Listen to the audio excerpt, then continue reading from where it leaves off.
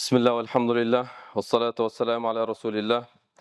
Бүткүл аламды жараткан Аллах Субханала Тааля чексиз мактоолор болсун. Сүйүктүү пайгамбарыбыз Мухаммад саллаллаху алейхи ва салламга салам жана салаваттар болсун.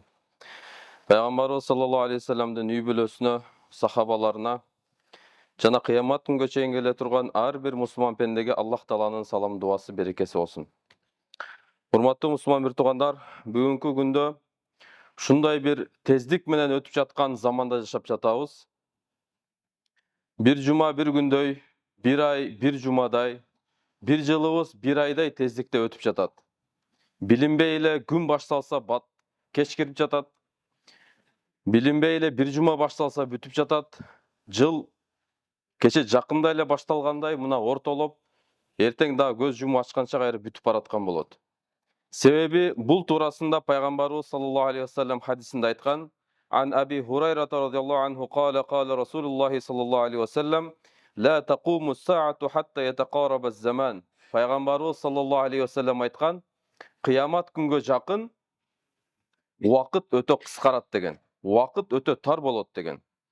Кантип десе фатакуну санату каш-шахр. Bir жыл bir айдай болуп калат. Wa yakunu ash-shahru kal-jum'a. Bir ay bir juma сымал болуп калат. Wal jum'atu kal-yawm. Bir juma bir gün сымал болуп калат. Wa yakunu al-yawmu kas-sa'a. Bir күн болсо bir сааттай эле болуп калат дейт. Wa takunu as-sa'atu ka-ihtiraqi ash-su'la. Ал эми bir саат болсо бир жалбырактын күйүп бүткөн убактынчалык эле тездикте өтүп калат дейт. Мына ушундай мүнөттөр, сааттар, күндөр, жумалар, айлар, жылдар ушундай тездик менен өтүп жатат. Биздин өмүрүбүз дагы ошол менен биргеликте кыскарып жатат. Бирок ушундай тездик менен өтүп жаткан заманда пайгамбар саллаллаху алейхи ва саллям кимдер акылдуу, кимдер туура мамиле кылып атат, ушул убакыттын өтүүсүнө ким кандай мамиле кылат экенин пайгамбар саллаллаху алейхи ва саллям айткан. Ал-кайису ман дана нафсаху ва амила лима ба'дал-маут. Акылдуу адам ким дегенде пайгамбар саллаллаху алейхи ва саллям айткан: өзүн эсеп кысап кылган адам деген. Ал-кайис ман дана нафсаху. Ким өзүн эсеп кысап кылат. Мен кайсыл амалды туура кылдым, кайсыл жерде Аллах Тааланын буйругун мен аткардым, кайсыл жерде мен күнөө кылып койдум. Мен өмүрүмдү канча убактысын мен Аллах Таалага ибадат кылганга өткөзүп жатамын. Мен сүйлөгөнүм, айтканым, кылганым канчалык деңгээлде туура болуп атат. Аллах Таалага жагып атабы, жакпай атабы деп өзүн эсеп кысап кылган адам. Эртели кеч өзүн эсеп кысап кылат. Ва амила лима ба'дал-маут. Жана дагы бир сыпаты өлүмдөн кийинки жашоого амал кылып өтөт деген. Мына ушул адам бактылуу адам. Ушул адам эң акылдуу адам деп айткан. Вал ажизу. Ал эми алсыз адам ким? Дүнө өтүп жатат, өмүрү кыскарып жатат, бардыгы эле өлүп кетет, бирок алсыз адам ким десе, ман атба нафсаху хаваха. Алсыз адам деген ким десе, өзүнүн оюна, көңүлүнө жаккан нерсени эле кылып жашап өткөн адам. Бул өзүнүн оюна туура келген, нафсине туура келген, табиятына жаккан нерсенин аркасынан эле кылып жашап өткөн адамды пайгамбар саллаллаху алейхи ва саллям аны алсыз деп жатат. Өзүнүн нафсине туруштук бере албайт. Эртең Алланын астына барганда өтө чоң жоготууга ошол адам туш болот. Ошон үчүн ал адамды алсыз дейт. Бүгүнкү күндө биздеги түшүнүк тескерисинче, ким өзүнүн айтканын кыла билсе, өзүнүн каалаганын аркасынан жүрө билген адамды балким биз тескерисинче күчтүү адам деп калдык. Андай эмес, ал тескерисинче алсыз. Аллах Тааланын буйруктарын аткара албай атат, ал алсыз. Бул эки адам эч качан тең болбойт. Аллах Субханала Тааля Куранда мындай деп айтат: La yastawi ashabun nari wa ashabul janna, ashabul jannati humul faizun. Эч качан тозок ээлери менен бейиш ээлери тең келбейт дейт. Бейиш ээлери алар түбөлүктүү ийгиликке жеткендер. Себеби алар бул дүйнөдө өз нафсын тыя билген, бул дүйнөдө өзүн эсеп кысап кылган, бул дүйнөдө туруп акырет жашоо үчүн амал кылып жашап өткөн. Мына эч качан бейиш эли менен тозок эли тең келбейт дейт. Ал эми бул дүйнөдө өзүнүн каалаганын эле жашап жүргөн адам, өзүнүн каалагандай, табиятына дал келгенде, оюна дал келгендей кылып эле жашап өткөн адамдын амалы жок эсе болуп эсептелет. Аллах Субханала Тааля ал адамдар туурасында мындай деп айтат: "Оман хаффат мавазинху". Кимде ким кыямат күнү Алланын астына барганда амалдары таразага тартылган учурда кимдин таразасы жеңил болсо деп айтылат. Жакшы амалдар оор болот таразада. Күнөө амалдары эле боло турган болсо, демек жакшылык кыла турган амалдары жок. Неге таразасы жеңил болду деп айтылат десе, себеби алар өзүнүн нафсине оор келе турган. Ушундай ысык күндө дагы мен окубаймын деп таштап койгондор канча. мен барбаймын деп таштап койгондор канча. Дин албетте бизге бир машакатты туудурат. Ибадат бизге машакатты туудурат. Бирок ушундай оор ишти кылбай, жеңил эле жашап жүргөн болсо, ошол адамды айтып жатат: "Фаман хаффат мавазинуху", кимдин таразасы жеңил болсо дейт, "Фа улайкиллазина хасиру анфусахум", анда ал адамдар өзүнүн нафсисин болуп жоготкондор дейт. Өтө чоң зыянга учурагандар фи жаханнама халидун. Эгер Кудай сактасын, динсиз боло турган болсо, алар түбөлүктүү тозокто болушат дейт. Ошого, урматтуу мусулман бир туугандар, биз албетте акылдуу адам ким экенин билдик. Алсыз адам ким экенин билдик. Демек биз бул дүйнөдө эсеп кысап кылуу менен биргеликте акыретти көздөй амал кылып жашап өтүшүбүз керек. Бейиш элдерине даярдалган неаматтар, бейиш элине даярдалган Аллах Тааланын сыйлыгы өтө чоң. Пайгамбар саллаллаху алейхи ва саллям бир хадисинде мындай деп айтат: "Ла мауди'у саути ахадикум фил джаннати хайрун минад дунья ва ма фиха". Бейиштеги бир камчынын өлчөмүнчөлүк, көлөмүнчөлүк эле жер дейт.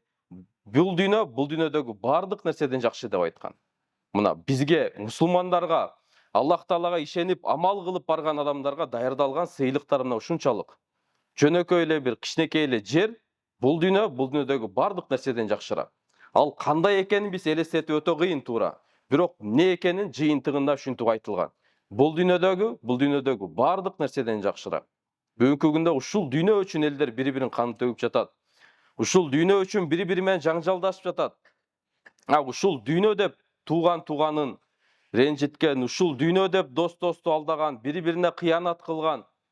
Мынакей ушул дүйнө Аллах Тааланын алдында эч кандай кадыр баркка ээ эмес. Бейиш элдерине даярдалган Аллах Тааланын астындагы сыйлыктар, жөнөкөй эле бир бейиштин бир камчычалык эле жери Аллах Тааланын астында мына ушунчалык чоң сыйлык. Бизге бериле турган өтө чоң сыйлык. Ал эми зулум кылып баргандар, өзүнө өздөрү зулум кылгандар, зулумдун түрлөрү бар. Өзүнө өзү зулум кылгандар, Аллах Тааланын буйругун аткарбагандар, өздөрүнө өздөрү зулум кылып Аллах Тааланын астына баргандар болсо, кыямат күнү өтө чоң зыянга учурагандар. Өзүнүн оюн эле каалаганын кылгандар болгон болсо, алар өздөрүнө өзү зулум кылды. Аллах субхана ва таала Куранда мындай деп айтат: "Валау анна лиллазина заламу ма фил арди жами'ан ва мислаху ма'аху лафтадау бихи мин су'ил азаби яумал кияма". Эгерде ошол зулум кылган адамдар үчүн жер бетиндеги бардык нерсе берилсе дагы, ага окшош дагы бирөө берилсе дагы, ушуну кыямат күндүн азабынан берип кутулууну эңсешет дейт. Ушунчалык деңгээлде болот. Кимде ким өзүнө зулум кылып жүргөн болсо, эң чоң зулум Аллах Таалага шерик кошуп, кудайсыздык, динсиздик менен жашап өткөн болсо, алардын эңсеген арманы ушул болот. Бул дүйнө үчүн, бул дүйнөнүн аркасын деп канча деген зулумдуктарга батып калды. Ошол адамдардын кыла турган, өкүнө турган өкүнүчү мына ушундай болот. Урматтуу мусулман бир туугандар, бардыгыбыз албетте бул дүйнөгө бир сапарга келдик. Эч ким бул дүйнөдө түбөлүктүү калбайт. Бардыгыбыз Алланын астына барабыз. Бардыгыбыз жерге кирип барабыз. Ушул дүйнөдөн кантип өтүүнү бизге Пайгамбар саллаллаху алейхи ва саллям үйрөткөн. Кун фид дунья гарибун ау абиру сабил. Бул дүйнөдөгү кыскача түшүнүктүү кантип жашап өтүш керек, кандай түшүнүктүү жашап өтүш керек десе, бир чочун сымал же бир жолоочу сымал эле жашап өт деген. Ал дегени бул дүйнөдө албетте тура турган жай, бирок турукташып кала турган жай эмес деген түшүнүк. Бул дүйнөдө албетте турабыз, албетте жашап өмүр сүрөбүз. Динибиздеги талап кылынган бардык уруксаттарды пайдаланып өтөбүз. Бирок негизги максатыбыз акырет. Негизги максатыбыз туруктуу жайга даярдык. Ошого биз бардыгыбыз албетте Аллах Таалага тооба кылып кайтышыбыз керек. Аллах субхана ва таала Куранда айтат: "Ва тубу илаллахи жами'ан айюхал муъминуна лааллакум туфлихун". Эй ыйман келтиргендер, силер бардыгыңар Аллах Таалага тооба кылгыла дейт. Бардыгыңар кайткыла. Тооба кылуу дегени Аллах Таалага кайтуу, Аллах Таалага көп-көп истигфар кылып кечирим суроо. Демек, убактыбыз тездик менен өтүп жатат. Бардыгыңар Аллах Таалага тооба кылып кайткыла деп Аллах Таала бизге буйрук берип жатат. Себеби бардык адамдар күнөөкөр. Пайгамбар саллаллаху алейхи ва саллям айткан: "Куллу бани адама хатта". Адам баласынын бардыгы күнөөкөр. Ошол күнөөкөрлөрдүн арасынан кимдер жакшы десе, эч бир адам күнөөсүз эч бир адам жок. Бардыгыбыз күнөөкөрбүз. Эми кимдер жакшы десе, араларынан кимде-ким тооба кылып Аллах Таалага кайткан болсо, мына ошолор арасындагы эң мыктылары деп айткан. Аллах субхана ва таала хадис кудусиде мындай деп айтат. Анас радиллаху анху риваят кылат. Мен пайгамбарыбыз саллаллаху алейхи ва саллям мындай деп айтканын уктум дейт. Пайгамбарыбыз саллаллаху алейхи ва саллям айткан, мен Аллах Таала мындай деп айтты дейт. Ябна Адам, ей адам баласы, иннака ма даутани ва раджаутани гафарту лака ма кана минка ва ла убали. Эгерде сен мага дуа кылсаң, менден үмүт кылсаң, мен сени кечиремин. Канчалык күнөөң болсо дагы эч бир нерсеге маани бербеймин дейт. Ябна Адам, лау балагат зунубука анана ас-сама, сумма стагфартани гафарту лака. Ей адам баласы, эгер сенин күнөөң асманга чейин тиреп жетип барса дагы, андан кийин менен кечирим сурасаң, мен сенин күнөөңдү кечиремин дейт. Ябна Адам, иннака лау атайтани би курабил арды хатая, сумма лакитани ла тушрик би шайя, гафарту лака ва ла убали. Айтып жатат, ей адам баласы, эгерде сен мага жер толо күнөө менен келсең дагы дейт, андан кийин мага жолугаарда истигфар кылып Аллах Тааладан кечирим сурап келген болсоң, мен анда жер толо сага истигфар кылып күнөөңдү кечиремин дейт. Жер толо кечирим менен сени кабыл алам дейт. Демек Аллах субхана ва таала өтө кечиримдүү зат. Кечиргенди жакшы көрөт. Аллах Таала өтө ырайымдуу зат. Аллах Тааланын кечиримине шашылышыбыз керек. Аллах субхана ва таала бардыгыбыздын күнөөлөрүбүздү, билбей кылган ката кемчиликтерибизди кечирсин. Эми Аллах Таалага кайтуу деген эмне деген? Аллах Тааладан кечирим суроо деген эмне деген? Албетте Аллах Таалага кайтуу биздин тообубуз кабыл болуш үчүн шарттарды коюлган. Пайгамбар саллаллаху алейхи ва саллям айткан хадистеринде эң биринчи шарты бул албетте күнөөнү дароо ташташ керек. Кылып жаткан күнөөбү дароо ташташыбыз керек. Экинчи орунда ошол кылган нерсебизге албетте өкүнүшүбүз керек. Үчүнчү нерсе, ошол нерсени кайра экинчи кайталабаймын деп өзүбүзгө моюн беришибиз керек. Сөз беришибиз керек. Төртүнчүсү, эгерде бирөөнүн акысы болгон болсо, акысын кайтарып беришибиз керек. Мына тообанын шарттары ушул. Демек дароо ташташыбыз керек.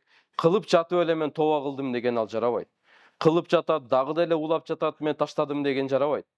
Кылып жатабы, болду, ташташ керек, ошол нерсеге өкүнүш керек. Пайгамбар саллаллаху алейхи ва саллям айткан, өкүнүү бул тооба деген. Өкүнүү болуш керек.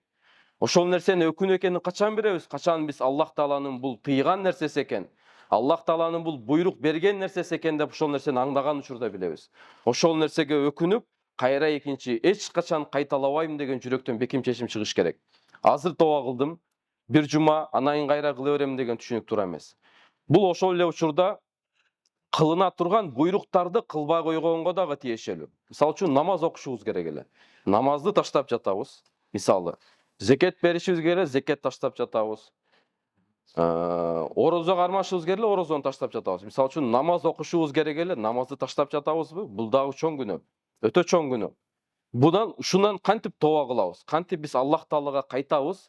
Ушул таштап жатканыбызды демек таштайбыз. Кайдыгерлигибизди таштап, эми намаз окууга киришебиз.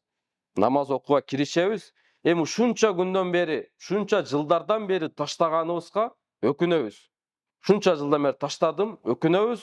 Ошолордун казасын толуктайбыз. Эми экинчи ушул нерсени кайталабайм деп бекем чечим чыгарабыз. Эми экинчи мен намазды таштабайм. Экинчи мен кайдыгерсиздикке батып калбаймын деп биз өзүбүзгө өзүбүз бекем сөз берип, Аллах Таалага кайта турган болсок, тооба кыла турган болсок, ошондо Аллах субхана ва таала биздин тообабызды кабыл кылат. Тубу илаллахи жамиан айюхал муъминун лааллакум туфлихун деген ушул силер бардыгыңар дейт. Бардыгыңар бирдене, бардыгыңар Аллах Таалага кайткыла. Чындыгында ошол учурда силер ийгиликке жетесиңер дейт. Демек, урматтуу мусулман бир туугандар, биз шунчалык убакыттар өтүп жатат, күнөөлөргө батып жатабыз, мунун бардыгынын бир эле жарасын толуктап кое турган нерсе бул Аллах Таалага тооба кылып истигфар кылуу. Кимде-ким бир күнөө кылып коюп, ал нерсенен истигфар кылып тооба кылса, ал күнөөсү жок сымал деп айтылат. Аллах Тааланын астына барганда эгерде тооба кылып Аллах Таала бизди кечирген болсо, ал нерсенин сурагы болбойт. Бир гана үстүртөн ошол нерсенин кылгандыгы тууралуу айтылып, мына мен ушунун бардыгын сага кечирдим деп эле арт деп айтылат, ошолундай көрсөтүү катарында эле айтылат. Аллах Таала бизге райым кылганы катары эле айтылат дагы, жеңил эсеп кысап болуп бейишке кирип кетет. Куранда ушинтип келет. Ушул аятында Айша энебиз Пайгамбар саллаллаху алейхи ва салламдан сурайт. Юхасаба хисаба ясира, өтө жеңил эсеп кысап кылынат деген аят келет да Куранда. Ушул аят келгенде Айша энебиз Пайгамбар саллаллаху алейхи ва салламдан сурайт. Сиз айттыңыз эле го, ким эсеп кысапка тартылса, ал болду кармалды. ким эсеп кысапка чындап эле Аллах Таала киришип андан эсеп кысап суралып баштала турган болсо, анда ал болду зыянга учурады деп айткансыз го. Бул жерде жеңил эсеп кысап кылынат деп атат. Жеңил эсеп кысап деген жок экен да, демек ал эсеп кысап кылынып атпайбы дегенде, ушуну пайгамбар саллаллаху алейхи вассалам ушинтип түшүндүрүп берет. Ал жеңил эсеп дегени ким ыйман келтирип, жакшы амал кылып Аллахтын астына барганда бардык амалдары туура өңдө болгон болсо, ал жеңил эсеп кысап кылынат дегени, ага жөн эле ошол кылынган амалдар сунуш кылынат дагы, анан мына ушулардын бардыгын кечирдим, эми бейишке кир деп айтылат. Демек, биз шунчалык ката кылдык, күнөө кылдык, туура эмес иштерди кылып койдук, эми ушунун бардыгы бизге жок эсе катары болуш үчүн не кылыш керек десе, биз албетте истигфар кылышыбыз керек. Аллах Таалага кечирим сурашыбыз керек, Аллах Таалага тооба кылып кайтышыбыз керек. Эгерде биз мурдагы кылынбай жүргөн, кылынбаш керек болгон амалдарды кылып жүрсөк, дароо таштасак, ошол нерсеге өкүнсөк, кайра кайтпаймын деп эле чечим чыгарып койсок болду, Аллах Таала кечирет. Ошол эле учурда кылыныш керек боло турган амалдар бар. Парз милдеттер бар, ошону кылбай жүргөнбүз. Бул таштап жүргөнүбүз, кайдыгер болуп жүргөнүбүз дагы күнөө. Эми ошол нерсени кылып баштасак, кылбай жүргөнүбүзгө өкүнсөк, эми мен болду таштабайм деп бекем кылсак болду. Мына Аллах субханала тааля бизди кечиргени. Аллах Таала сөзсүз түрдө кечирет. Кечиргенди жакшы көрөт. Ар дайым бизге ырайым кылат. Аллах субханала тааля бизге мүмкүнчүлүк берип жатканы, шунчалык эскертүүлөрдү жиберип жатканы, бунун бардыгы бизге чоң мүмкүнчүлүк. Пайгамбарыбыз саллаллаху алейхи вассалам бир хадисинде мындай деп айтат: "Туба лиман важада фи сахифати истигфаран касира." Кимде ким кыямат күнү Аллахтын астына барганда, амал китебинде көп истигфарды таба турган болсо, ошол адамга сүйүнүч болсун дейт. Ошол адам сүйүнөт. Көп истигфар таба турган болсо, күнөө кылган экен макул, бирок истигфар да кылган экен. Туура эмес иш кылган экен, истигфар да кылган экен. Кечирим сураган Аллах Тааладан. Мына китебинде көп истигфар кылганын ким таба турган болсо дейт, ал адам ийгиликке жетти дейт. Демек, биз ар дайым Аллах Таалага тооба кылып истигфар кылышыбыз керек. Ар дайым Аллах Тааладан кечирим сурап турушубуз керек. Себеби биз бардыгыбыз күнөөкөр, бардыгыбыздын каталарыбыз бар. Ал эми бул дүйнөдөн өткөндөн кийин болсо, Аллах субханала тааланын алдына баргандан кийин болсо, эң биринчи орунда эле албетте кабырга кирип барабыз. Кабырга кирген учурда Пайгамбарыбыз саллаллаху алейхи вассалам айткан 3 негизги суроо суралат. Сенин Роббиң ким, диниң кайсы, пайгамбарың ким деп айтылат. Ошол учурда момун адам: менин Роббим Алла, диним ислам, пайгамбарым Мухаммад саллаллаху алейхи вассалам деп айтат. Ошондо ага мындай деп айтылат экен: садакта фи каламик, сен туура айттың. Аля хаза иш, сен ушул негизинде жашап өткөнсүң. Ва алейхи мут, ушунун негизинде бул дүйнөдөн өттүң. Ва алейхи тубат, жана ушунун негизинде сен кайра тирилесиң деп айтат экен да. Ушул жерден алымдарыбыз айтат, бул жердеги периштенин айтканы: сен туура сүйлөдүң, сен ушунун негизинде жашагансың деп айтылат экен. Демек, ал жакта биздин тилибиз эле эмес, биздин дилибиз сүйлөйт экен. Куран менен жашап өткөн болсок, дин менен жашап өткөн болсок, пайгамбар саллаллаху алейхи вассаламдын сүннөттөрүн жогору коюп жашап өткөн болсок, ошол учурда гана биздин айта турган сөзүбүз ушул болот. Ушул диндин негизинде жашап өткөн болсок, менин Роббим Аллах деп жашап өткөн болсок, ушунун негизинде сыйынып өткөн болсок, менин диним ислам деп исламдын баалуулуктарын кадыр баркына билип, исламдын бизге буйрук берген нерселердин өкүмдөрүн аткарып, ушунун негизинде жашап өткөн болсок гана, менин пайгамбарым Мухаммад саллаллаху алейхи вассалам, пайгамбарым саллаллаху алейхи вассаламдын сөзү бардык сөздөрдөн улук турат, жогору турат. Пайгамбар саллаллаху алейхи вассаламдын ар бир сүннөтүн аткарганга мен милдеттүүмүн деп, биз ушунун негизинде жашап өткөн болгондо, мына ошондо биздин дилибизден ушул сөздөр чыгат. Периштенин айткан сөзү ушул болот экен: аля хаза иш, сен ушунун негизинде жашагансың. Ва алейхи мут, мына ушунун негизинде сен өлдүң. Демек, дин исламда негизинде өлдүң. Ва алейхи тубат, жана ушунун негизинде кайра тирилесиң дейт. Кыямат күнү Аллах Тааланын астында ушул бойдон кайра тирилиш үчүн жөн эле тил менен айтып коюп жетишсиз. Жөн эле тил менен эле айтып коюп, диндин буйруктарын аткарбасак, пайгамбар саллаллаху алейхи вассаламдын сүннөттөрүн улуулап билбесек, анда биз өлөр учурда тилибизден ла илаха иллаллах чыгабы, чыкпайбы, мына ушул маселе. Пайгамбар саллаллаху алейхи вассалам бир хадисинде мындай деп айтат: "Ман кана ахиру каламихи минад дунья ла илаха иллаллах дахалал жанна." Кимде кимдин дүйнөдөн өтөр замат сөзү ла илаха иллаллах болгон болсо, ал түзмө-түз бейишке кирет деген. Демек, ушул сөз бизден чыгыш үчүн кыямат күнүнүн эң биринчи тепкичи болгон кабырга кирип баргандагы суроолорго так даана жооп бере билиш үчүн кайсы нерсенин негизинде жашап атабыз, мына ушул нерсе маанилүү.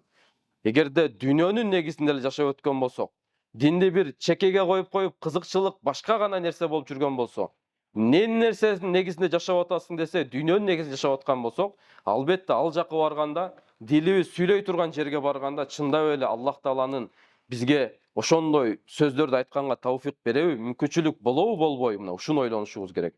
Ошого урматтуу мусулман бир туугандар, албетте Аллах субханала тааlanын алдына бардыгыбыз барабыз.